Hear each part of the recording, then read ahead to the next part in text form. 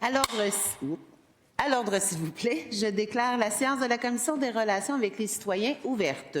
La Commission est réunie afin de procéder à l'interpellation de la députée de Robert Baldwin à la ministre responsable de la condition féminine sur le sujet suivant. Les engagements brisés du gouvernement caquiste. On ne protège pas les femmes à moitié. Alors, Madame la secrétaire, est-ce qu'il y a des remplacements? Oui, Madame la Présidente, Madame Lay, Abitibi-Ouest est remplacée par Madame Gendron-Châteauguay, Madame Price-Darcy-McGee par Madame Garceau-Robert Baldwin, Monsieur Leduc-Hochelaga-Maisonneuve par Madame Labrie-Sherbrooke et Monsieur Bérubé-Matane-Matapédia par Madame Gentilcorps-Terrebonne. Merci alors à tous ces élus. Bienvenue à la Commission. Conformément à l'entente prévue pour la 43e législature, le deuxième groupe d'opposition interviendra lors de la deuxième série d'interventions et la députée de Terrebonne interviendra lors de la 4e série d'interventions. Nous allons donc débuter avec les déclarations d'ouverture. Madame la députée de Robert Baldwin, vous avez la parole pour 10 minutes. Merci beaucoup, Madame la Présidente. Premièrement, je tiens à féliciter Madame la ministre pour votre nomination en tant que ministre responsable de la condition féminine et ministre de l'Habitation. C'est sûr que, considérant que vous avez ce cumul de fonctions, de responsabilités, je crois que nous avons une belle opportunité devant nous pour faire avancer les dossiers qui touchent le filet de sécurité des femmes qui sont victimes de violences conjugales, un filet qui est malheureusement plus fragilisé que jamais en raison de plusieurs facteurs, que ce soit le manque criant de financement des maisons d'hébergement, les services offerts par ces maisons d'hébergement qui sont tellement cruciales et vitales pour sauver les vies des femmes, et on va y revenir, le manque adéquat de formation en violence conjugale, particulièrement en ce qui a trait au contrôle coercitif, et ça aux personnes qui interviennent auprès des femmes et des enfants qui sont victimes de violences conjugales. Le manque de construction de nouvelles unités en hébergement, que ce soit en MH1, les MH2, dans les dernières années pour répondre à la demande croissante d'hébergement des femmes partout à travers le Québec. Et nous le savons très bien que le refus d'hébergement est très élevé depuis les dernières années. Il y a également un sous-financement de notre système judiciaire et les enjeux qui en découlent, dont fait face les procureurs, notamment les DPCP, et les coupures dans les programmes de représentation juridique des femmes qui sont victimes de violences conjugales, tels que le programme de Rebâtir et Jury-Pop. Et il y a une augmentation significative, et ça c'est vraiment préoccupant, Madame la Présidente, des femmes maintenant qui se représentent seules devant les tribunaux, que ce soit devant la Cour supérieure, Cour du Québec, en criminel, en famille.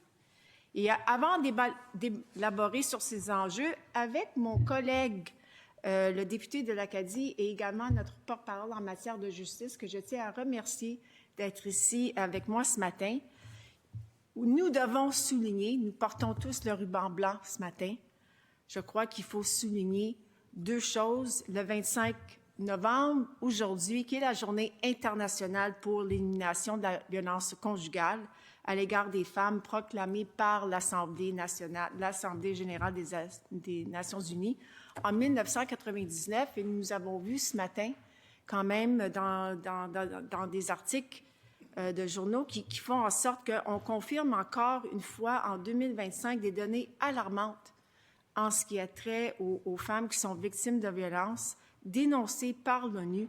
Une femme est tuée par un proche toutes les 10 minutes. Toutes les 10 minutes.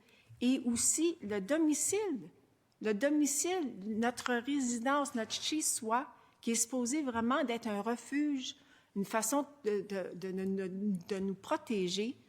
C'est l'endroit le plus dangereux pour les femmes et les filles en termes de risque d'homicide. Et c'est très pertinent ici au Québec également. Nous sommes à l'aube du 5e anniversaire du dépôt du rapport de Rebâtir la confiance, un rapport qui avait été déposé, Madame la Présidente, le 15 décembre 2020.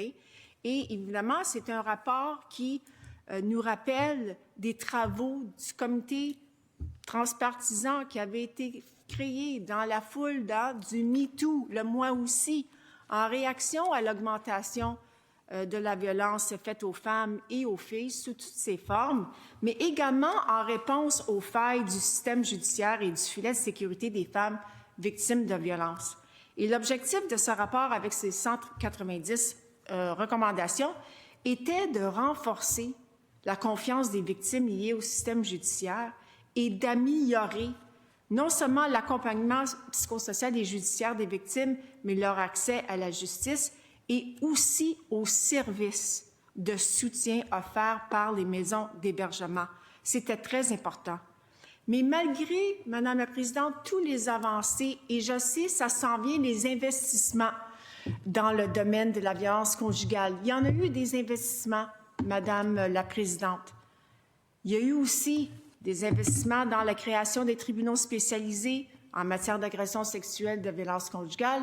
On a eu les bracelets anti-rapprochement, on a eu l'accès au conseil juridique, aux services d'accompagnement psychosocial et judiciaire. Mais dans les dernières années, nous avons régressé. Le filet de sécurité des femmes victimes de violences conjugales est de plus en plus fragilisé parce qu'il n'y a pas eu un sou, pas une scène de plus qui a été octroyée aux maisons d'hébergement pour les services offerts. Des services offerts par les maisons d'hébergement dans leurs services, et je vais donner plus d'explications dans un deuxième bloc.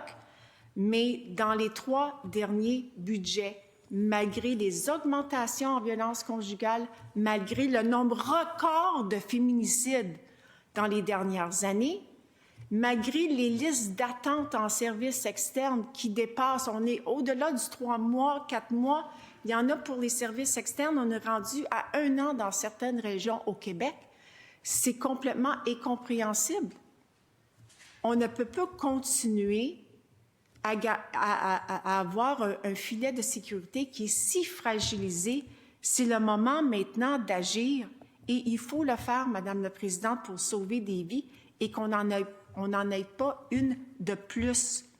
On l'a vu récemment, le 18 octobre, on a eu 20 000 personnes. On était juste ici, à l'extérieur de l'Assemblée nationale, la Marche mondiale des femmes pour dénoncer haut et fort l'augmentation fulgurante de la violence faite aux femmes sous toutes ses formes et le nombre alarmant au Québec des féminicides.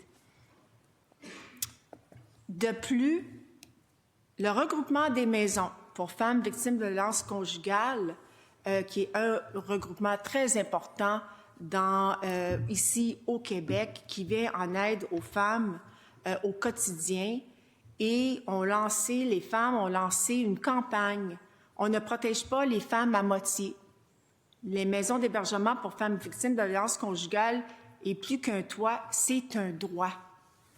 Et c'est un droit. Cette sécurité publique, le gouvernement a un devoir de s'assurer que toutes les femmes qui sont victimes de violences conjugales et leurs enfants aient un toit, soient protégées.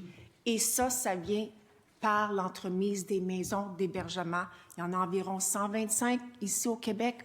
On va en parler dans un autre bloc, Madame la Présidente, mais il faut les aider parce qu'en ce moment, les intervenantes dans les maisons d'hébergement, et j'en ai rencontré plusieurs et des directrices également, ils tiennent à bout de bras les maisons d'hébergement.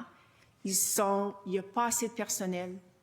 Ça, c'est sûr. Ils ont besoin au moins de 3 autres intervenantes, que ce soit pour les services externes, que ce soit pour les socio-juridiques, que ce soit pour les intervenantes, pour les femmes et pour les enfants. Dans la dernière année, demander de l'aide pour sortir d'une situation de violence conjugale, c'est comme jouer pile ou face. Parce que lorsqu'on appelle SOS violence conjugale ou lorsqu'on appelle des maisons d'hébergement, on se voit refuser de l'hébergement.